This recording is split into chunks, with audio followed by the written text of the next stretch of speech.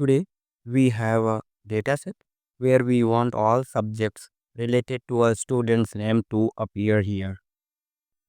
For example, we have taken few names here for demonstration purpose, but you can use this function anywhere.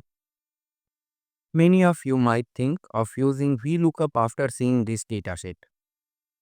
However, if you use VLOOKUP, you will only get the first subject. Let's first try this with the VLOOKUP to understand better.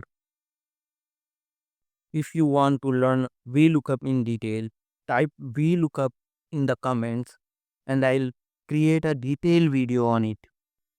As I mentioned earlier, we'll only get Hindi. Now, to get desired output, we will use text join with the if formula. Here is the formula is equal to text join.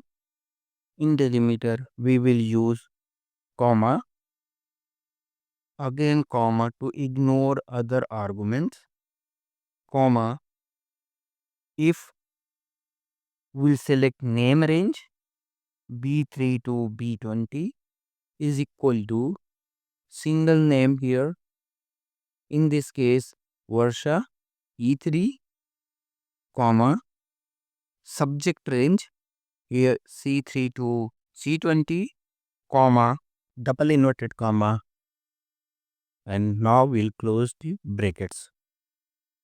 One important point to remember is to lock or make your range constant. Otherwise, you may encounter with the problems. To lock the range, use F4.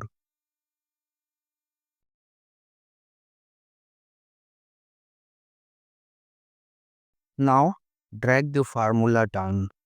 As you can see, all the subjects appear name-wise. If you like this video, make sure to follow our page and subscribe to our YouTube channel.